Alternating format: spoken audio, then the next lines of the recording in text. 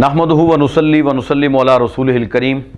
اما بعد فاعوذ باللہ من الشیطان الرجیم بسم اللہ الرحمن الرحیم۔ معزز و محترم سامعین و ناظرین، آپ کی خدمت میں ایک مرتبہ پھر حاضری کی سعادت حاصل ہو رہی ہے۔ اللہ رب العزت ہماری اس کاوش کو اور اس چینل کی انتظامیہ کو اللہ پاک اپنے نیک مقاصد میں کامیابی عطا فرمائے۔ معزز سامعین و ناظرین، آج ایک بڑے خوبصورت اور اہم موضوع پہ گفتگو کی سعادت حاصل ہو رہی ہے۔ بڑا ضروری ٹاپک ہے، موضوع ہے، عنوان ہے ائمۃ المساجد اور ان کی ضروریات۔ بڑا اہم موضوع ہے، بہت زیادہ اہمیت کا حامل ہے۔ آپ سب جانتے ہیں کہ مساجد کے اندر لاکھوں مساجد ہیں۔ اسلامی جمہوریہ پاکستان کی میں بات کر رہا ہوں بالخصوص، اور دنیا اسلام میں کروڑوں مساجد ہیں اللہ کے فضل و کرم سے۔ ان مساجد کے اندر جو 24 گھنٹے حاضر ہیں، اللہ اور اس کے رسول کی احکامات کی بجاوری کے لیے، احکامات کی تعمیل کے لیے الحمدللہ، وہ ہیں ائمۃ المساجد، یعنی مساجد کے امام۔ اب یہ دیکھیے کتنا بڑا یہ خوبصورت منصب ہے، بڑا عالی شان عالی وقار منصب ہے کہ مصلی رسول، یعنی وہ مصلی جس پر میرے کریم آقا علیہ الصلوۃ والسلام خود تشریف فرما ہوتے تھے، خود کھڑے ہوتے تھے، امامت کے فرائض سر انجام دیا کرتے تھے، اور پیچھے جمیع آپ کے اصحاب رسول غلامان مصطفیٰ یعنی حضور مقتدا ہوتے تھے، وہ مقتدی بن کے کھڑے ہوتے تھے۔ یعنی یہ وہ مصلی رسول ہے۔ حضور نبی کریم صلی اللہ علیہ وآلہ وسلم کے ظاہری وصال کے بعد پھر یہ خلفائے راشدین تک یہ سلسلہ منتقل ہوا، پھر وہاں سے ہوتا ہوتا الحمدللہ یہ امت مسلمہ گلی کوچوں اور شہروں اور بازاروں تک یہ پہنچا۔ مسلمانوں نے اللہ کی بندگی کا فریضہ سر انجام دینے کے لیے مساجد قائم کی، مساجد کو بنایا، اور باقاعدہ پھر ان میں ائمۃ المساجد، ائمہ کرام کا تقرر کیا، ان کو وہاں نامزد کیا، ان کو بٹھایا، ذمہ داری ان کو تفویض کی۔ لیکن انتہائی دکھ کی بات ہے، انتہائی افسوس سے مجھے یہ کہنا پڑ رہا ہے، اور آج بہت سارے ائمۃ المساجد کے پیغامات اور کالز جب مجھے موصول ہوتی ہیں کہ حضرت کو ہمارے لیے بھی کوئی آواز اٹھانے والا ہو، کوئی ہماری ضروریات کا بھی خیال کرنے والا ہو۔ اب آپ اندازہ کریں سامعین و ناظرین، اللہ کے گھر میں مصلی رسول پہ کھڑا ہونے والا شخص، اس کی بڑی فضیلت ہے، اس کی بڑی قدر و قیمت ہے۔ وہ مصلی رسول کا وارث ہے، وہ اپنے محلے کے لوگوں کو، مسلمانوں کو حلال اور حرام کی تمیز سے آگاہ کرتا ہے۔ مسلمانوں کے سینوں میں وہ جو بھولا ہوا سبق ہے وہ انہیں یاد کرانے کی کوشش کرتا ہے۔ اللہ تبارک و تعالیٰ کے احکامات اور رسول کریم صلی اللہ علیہ وسلم کے ارشادات، وہ جو ہمارا تعلق ٹوٹ گیا ہے،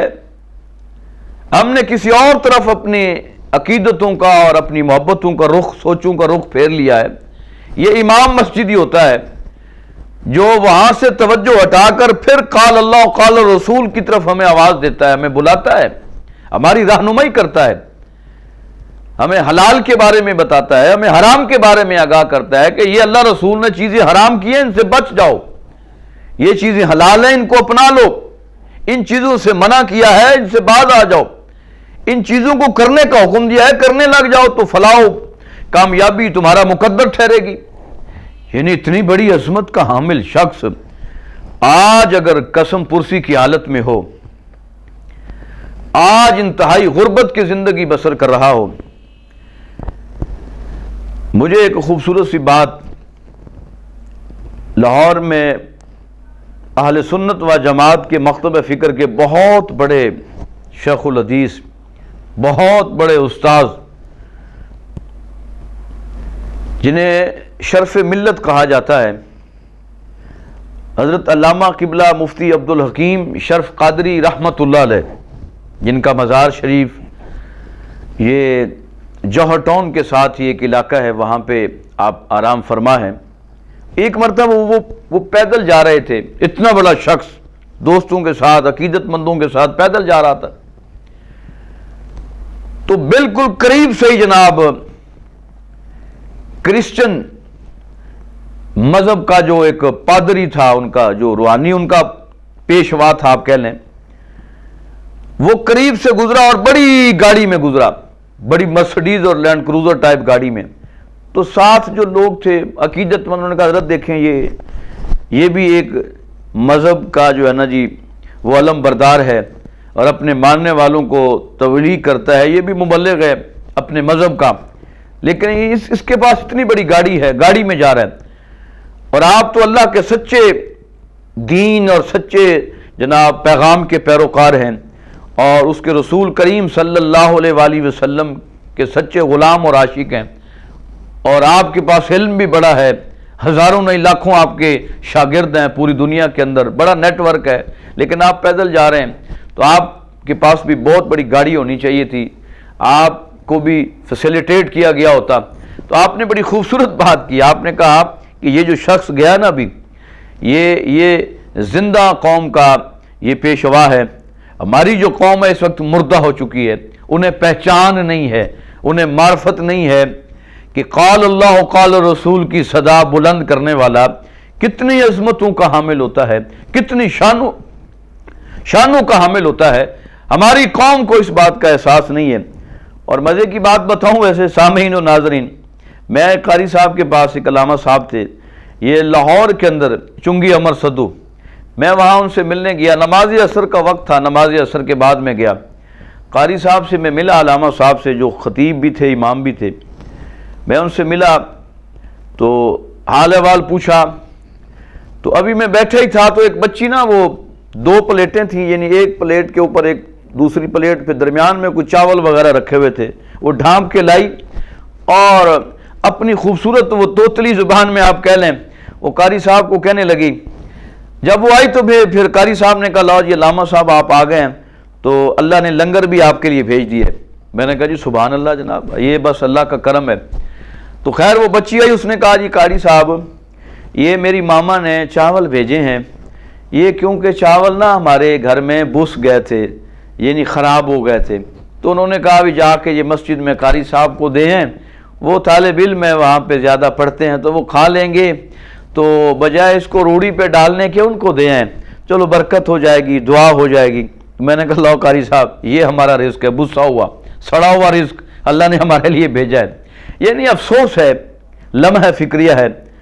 ہمارے کپڑے اگر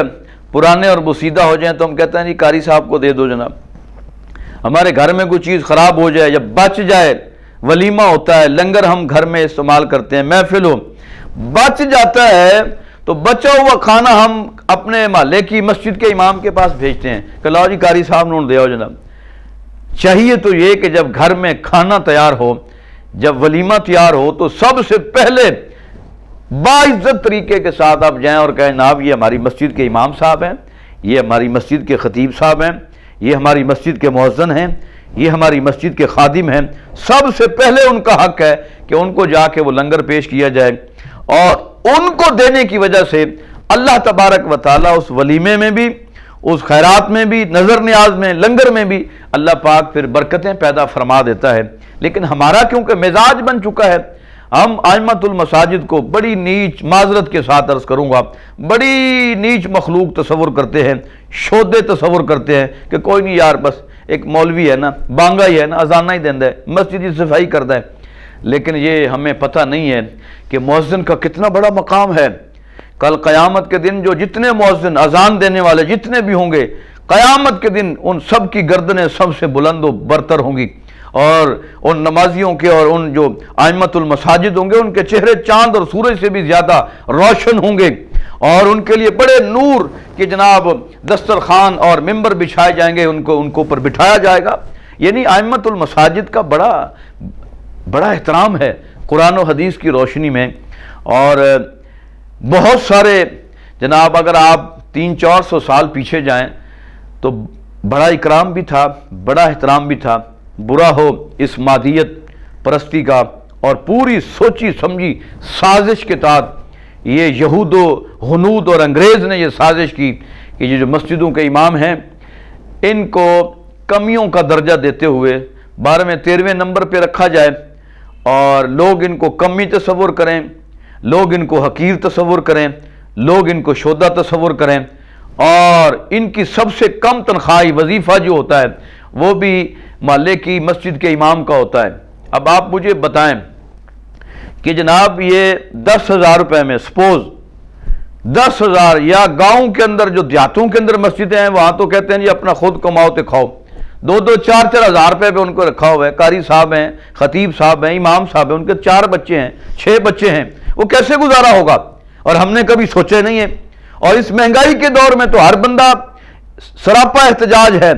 لیکن قربان جاؤں یہ بھی دین کا فیضان ہے۔ کبھی آپ نے سامعین و ناظرین نہیں سنا ہوگا، نہ دیکھا ہوگا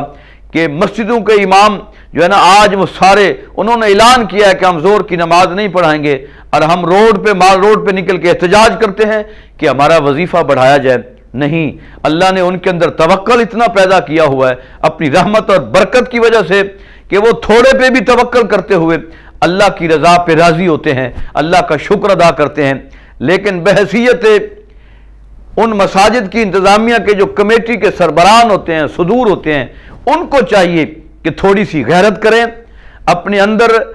مساجد کے اماموں کا جو ہے نا دل میں جذبہ اور ذوق اور شوق اور محبت پیدا کریں، اور ان کو بٹھا کے ان کے ساتھ میٹنگ کریں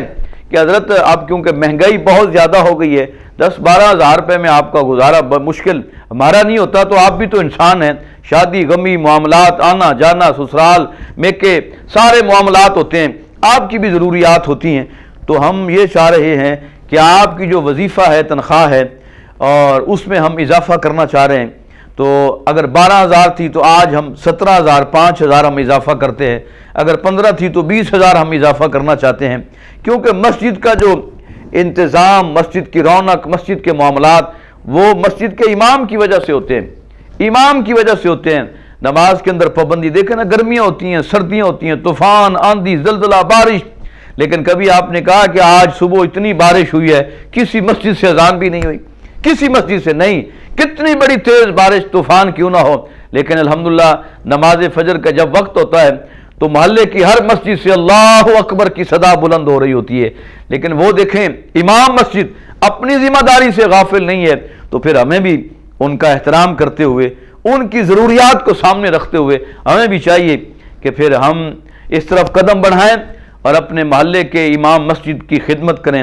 ادب کریں، جو خوبصورت لباس خود پہنیں، تحفتاً ہدیتاً، ایک اچھا سا گرمیوں اور سردیوں کے مطابق ایک اچھا سا لباس، ایک اچھا سا سوٹ جناب ان کی خدمت میں بھی چھپ کے پیش کر دیں، دکھاوے کا نہیں ہے۔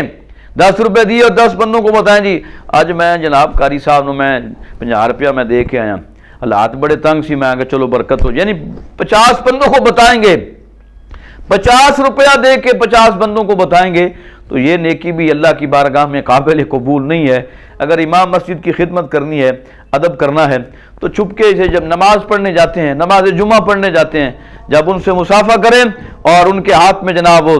اپنا تحفہ پیش کر دیں، ہدیہ پیش کر دیں، اللہ اللہ خیر صلی اللہ، اور اللہ اس کا بڑا اجر دیتا ہے۔ یہ چھپ کے صدقہ کرنا یا چھپ کے تحفہ دینا یا خدمت کرنا کسی کی، اس کا بڑا اجر ہے۔ قیامت کے دن ایسا کرنے والا اللہ کی رحمت کے سائے کے نیچے ہوگا۔ کوشش کیا کریں اپنے محلے کی مسجد کے امام کے ساتھ تعاون کریں، محبت کریں، پیار کریں، ان کو بھی اپنی فیملی، اپنے محلے کا ایک خاص فرد سمجھیں۔ جب شادی ہو تو سب سے پہلا کارڈ اس کے پاس جانا چاہیے،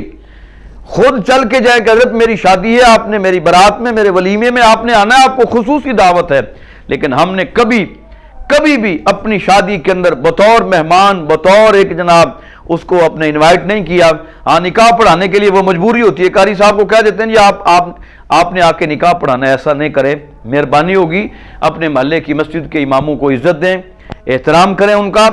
ان سے پیار کریں، ان کی ضروریات کا خیال رکھیں، اور وہ تو اللہ توکل کام کر رہے ہیں اور کرتے رہیں گے، ان کی ڈیوٹی ہے، ذمہ داری اللہ نے لگائی ہے، بڑی خوبصورت ذمہ داری ہے، اور میں سمجھتا ہوں کہ محلے کے اندر اگر سب سے اعلیٰ اور افضل ترین اگر کوئی انسان ہے تو وہ محلے کی مسجد کا امام ہے، با کردار امام۔ اور کوشش یہ بھی کریں، میں محلے کے لوگوں سے بھی گزارش کروں گا کہ اپنے اپنی مساجد کے اندر پڑھے لکھے درس نظامی سے فاضل اور علماء، جید علماء جو دین کو صحیح جانتے بھی ہوں، فہم و فراست کے مالک اور حکمت و دانش کے مالک جو علماء اور اسکالرز ہوں، ان کو مصلی رسول پہ کھڑا کریں، پھر مسجدوں میں بہار بھی آئے گی، محلے میں نکھار بھی آئے گا، معاشرہ سدھرے گا، وقار پیدا ہوگا، باہمی رشتوں کو سمجھنے کا ایک جذبہ بھی پیدا ہوگا، حسن سلوک بھی پیدا ہوگا، حسن اخلاص بھی پیدا ہوگا، حسن اخلاق بھی پیدا ہوگا۔ یہ اس وقت ہوگا جب ہم اپنے دین کے جو پیشوا ہیں، جو مبلغین ہیں، ائمۃ المساجد کی شکل میں ہوں، علماء ذی احترام کی شکل میں ہوں، یا مؤذنین کی شکل میں ہوں جو اذان دینے والے، یا خادمین کی شکل میں ہوں، یا درس و تدریس کی مسند پر بیٹھ کر قال اللہ قال رسول کی صدا بلند کرنے والے ہوں، وہ مدارس ہوں یا مساجد ہوں، ان کے اندر جو پڑھنے والے ہیں یا پڑھانے والے ہیں، ان سب کی تقریم یہ ہم مسلمانوں پر فرض ہے، یہ اللہ رسول نے فرض قرار دی ہے۔ ان کا احترام کرنا ہے، ان کا ادب کرنا ہے، اور کوشش کرنی ہے کہ ان کو بہترین طریقے سے فیسیلیٹیٹ کرنا ہے۔ مسجد کا جو اصل جو محراب اور مینار ہے وہ مسجد کا امام ہے۔ مسجد بنا دیتے ہیں، میں نے گزشتہ لیکچر میں بھی یہ عرض کیا تھا کہ مسجدیں بڑی عالی شان بنا دیتے ہیں، کروڑوں روپیہ خرچ کر دیتے ہیں، لیکن وہ جو مصلی امامت پہ کھڑا ہونے والا ہوتا ہے وہ بڑی مشکل سے مہینہ وہ اپنا پورا کرتا ہے، بعض اوقات اسے قرض لینا پڑتا ہے، لیکن ہم نے کبھی ان سے نہیں پوچھا کہ بھائی اصل جو مسجد کا مینار، اصل جو حسن ہے وہ تو مسجد کا امام ہے، ہم نے اس طرف توجہ ہی نہیں کی۔ تو توجہ کی ضرورت ہے۔ سامعین و ناظرین، بس اسی بات پہ اور اسی دکھڑے پہ بات ختم کرنا چاہتا ہوں کہ اپنے محلے کی مسجدوں کے اماموں سے پیار کریں، ان کا ادب کریں، ان کی ضروریات کا خیال رکھیں۔ اللہ تبارک و تعالی اگر آپ اللہ کے گھر کے جو خادم ہیں امام کی صورت میں اگر آپ ان کی ضروریات کو پورا کریں گے تو اللہ رب العزت غیب کے خزانوں سے آپ کے گھروں کی ضروریات بھی پوری فرمائیں گے، اس میں برکت بھی عطا فرمائیں گے۔ اللہ پاک سے دعا ہے اللہ پاک ہم سب کو اپنے گھروں کے اندر جو خادمین ہیں، جو ڈیوٹی سر انجام دے رہے ہیں 24 گھنٹے، یعنی ائمۃ المساجد، ان کا ادب احترام اور ان سے پیار اور محبت کی توفیق عطا فرمائے۔ سامعین و ناظرین، اب چلتے ہیں اس دعا کے ساتھ کہ اپنا اور اپنے اہل و عیال اور ارد اور گرد میں رہنے والوں کا خیال رکھیے، پیار تقسیم کیجیے، محبتیں عام کیجیے، اور حسن اخلاص اور حسن اخلاق کو عام کیجیے تاکہ اس کی بہاریں پورے معاشرے کو اپنی لپیٹ میں لیں اور معاشرے کے اندر سدھار اور نکھار اور پھر بہار پیدا ہو جائے۔ تب تک کے لیے اجازت، فی امان اللہ۔